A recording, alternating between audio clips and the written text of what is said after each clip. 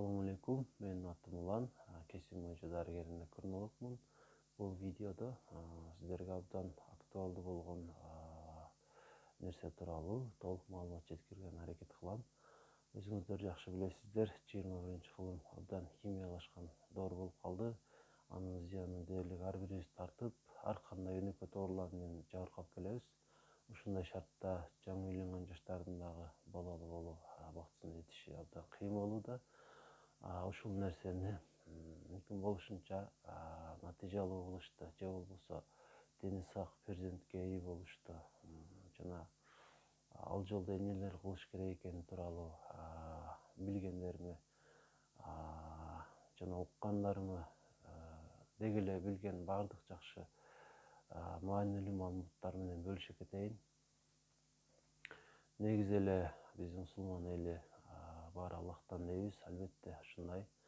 Ата эне болгусу келген жубайлар биринчи эле дарыгерге кайрылыштан мурда же болбосо дагы башка бир аракеттерди кылыштан мурда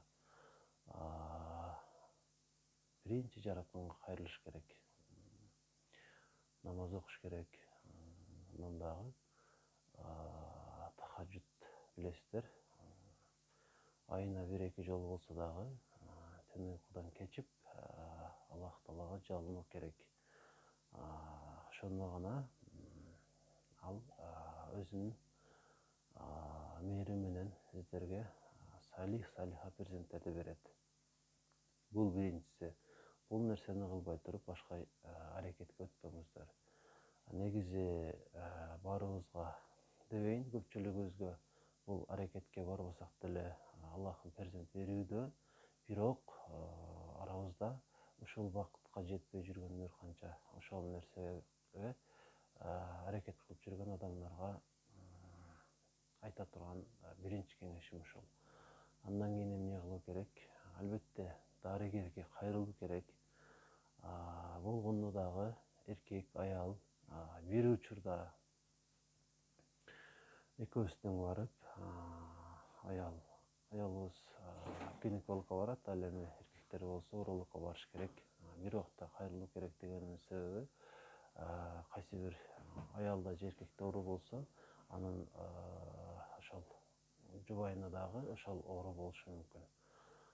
Ошол инфекциялык агент болушу мүмкүн кайсы бир. Ошодон кутулуу үчүн экөө бир убакта дарыланууну баштаса, жакшы натыйжа болот. Эгер андай кылбай турган болсо, бир айыкканда кайра экинчисинен чыга берет дагы, оору кайра эле козголо берет. Ушул нерсени болтурбаш үчүн албетте дарыгердин айтканын толук аткаруу керек. Ага кошумча айта турган дагы кеңештерим, жазып алсаңыздар абдан сонун болот. Аялдар тууралуу эмес, эркектер тууралуу көбүрөөк айтып берейин. Анткени бул тууралуу менде толугураак маалыматтар жеткиликтүүрөөк. Биринчиден, эркек өзүн абдан күчтөндүрүш керек, сууктан сактаныш керек, айрыкча кышкы мезгилде буттан, томондон жана бөйрөктөн суу өтпөсө эле сизде баары жакшы болот. Жана баардык жериңизди жылып алып жүрүшүңүз керек. Бул биринчиден. Андан сырткары таза бал табыш керек, тоонун балын. Аны таап туруп, мейиз жана грек жаңгагын майда кылып майдалайсыз дагы, аралаштырып, аны күнүнө эртең менен кааласаңыз кечинде 1 чай кашыктан жеп турсаңыз жетиштүү болот. Анын натыйжасын тез эле байкап каласыз, анткени бул сизге абдан жакшы натыйжа берет. Башында муну жеш абдан кыйын, кыйналасыз, бирок чыдасаңыз организм ага көнүп кетет. Андан сырткары ашкабактын данегин сатат, кээ бир жерлерде базардан издеп тапсаңыз болот. Ошону чагып жеп турасыз. Бул дагы сизге абдан пайдалуу. Анын курамында цинк бар.